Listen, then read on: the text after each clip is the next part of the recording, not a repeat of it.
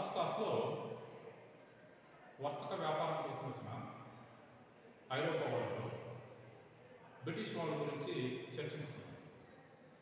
ఇప్పుడు దాని కంటిన్యూషన్ అంటే భారతదేశంలో బ్రిటిష్ వాళ్ళు అభివృద్ధి చేసిన ప్రాంతాలు లేదా నగరాలు ఏవి, వాటి ప్రాముఖ్యత ఏమిటి అన్నది ఈరోజు క్లాసులో చూద్దాం.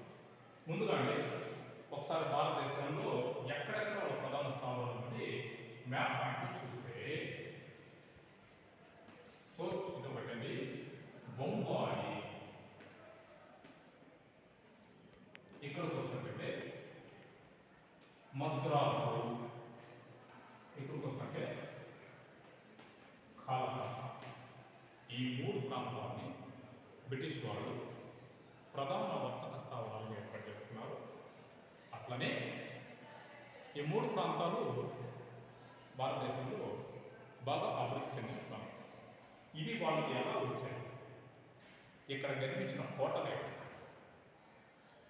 అలాగే ఈ ప్రాంతాన్ని పరిపాలించిన గవర్నర్ జనరల్స్ అన్నది మనకు పోటీ పరీక్షల్లో ఇంపార్టెంట్. ఫర్ ఎగ్జాంపుల్ తూర్పు తీరంలో ఉన్న ప్రాంతాన్ని చూద్దాం. మద్రాసుకు ప్రాచీన నామం ఏంటంటే చెన్నపట్నం. ఇవాళ గుర్తుపెట్టుకున్నటువంటి మద్రాసు ఒకసారి చూద్దాం. దీనికి చెన్నపట్నం అని పిలిచేవారు. ఈ చెన్నపట్నం అనే పేరు ఎలా వచ్చింది, ఈ మద్రాసు ప్రాంతాన్ని ఏ సంవత్సరంలో ఏర్పాటు చేశారంటే 1639 సంవత్సరం ఇంపార్టెంట్. సంవత్సరం మనకి ఇంపార్టెంట్. 1639లో మనకి చెన్నపట్నం అనే ప్రాంతంలో ఫస్ట్ ఒక వర్తక స్థావరం ఏర్పాటు చేస్తారు. ఇక్కడ ఒక కోటను ఏర్పాటు చేస్తారు. దాని పేరు ఏంటంటే సెయింట్ విలియం.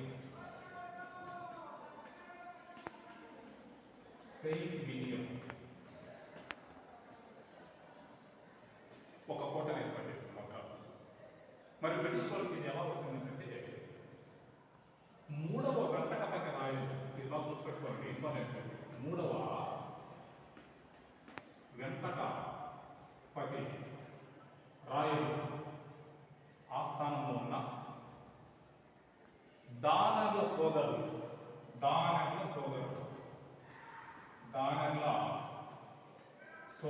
అంటే అన్నదమ్ములు, వాళ్ళు బ్రిటిష్ వాళ్ళకి దీన్ని లీజుకి ఇచ్చారు. ఇది ఇంపార్టెంట్ అండి.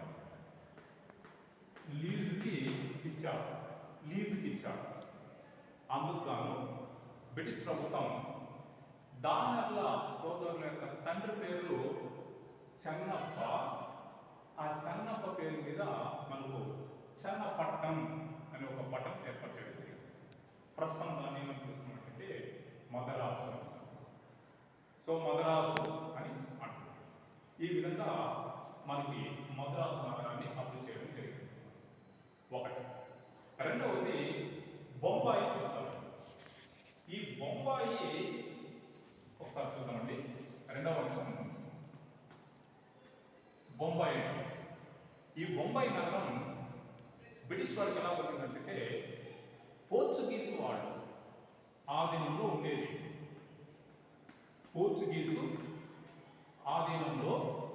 ఉండేది. దీన్ని బ్రిటిష్ రాజు రెండవ చార్లెస్కి పోర్చుగీస్ రాజు వివరానికి పెళ్లి జరిగినప్పుడు పోర్చుగీస్ వాళ్ళు చార్లెస్కి కట్నం కింద ఇచ్చారు. ఈ పాయింట్ ఇంపార్టెంట్. కట్నం కింద ఇచ్చారు, వరకట్నం కింద. అలా రెండవ చార్లెస్ ఏం చేశారంటే ఈ బొంబాయి నగరాన్ని ఇంగ్లీష్ ఈస్ట్ ఇండియా కంపెనీకి అద్దెకిచ్చాడు. అలా బొంబాయి నగరం అభివృద్ధి చెందడం జరిగింది బ్రిటిష్ వాళ్ళ కాలంలో. దీనికి మొదటి గవర్నర్ జనరల్ అంటే Gerald Aungier. Very important. Gerald Aungier Bombay నగరానికి మొదటి గవర్నర్ జనరల్. ఇక్కడ నిర్మించిన కోట పేరు ఫోర్ట్ డేవిడ్. ఫోర్ట్ డేవిడ్ అనే కోటను ఏర్పాటు చేశారు. ఇప్పుడు ఇది ఒక ప్రముఖమైన పట్టణం బొంబాయి అన్నమాట. ఆర్థిక రాజధాని అనేసి అంటారు. ఆర్థిక రాజధాని అనేసి అంటారు. సో తర్వాత మిగిలింది కలకత్తా. నెక్స్ట్ వీడియోలో దాని గురించి చర్చలు జరుగుతుంది.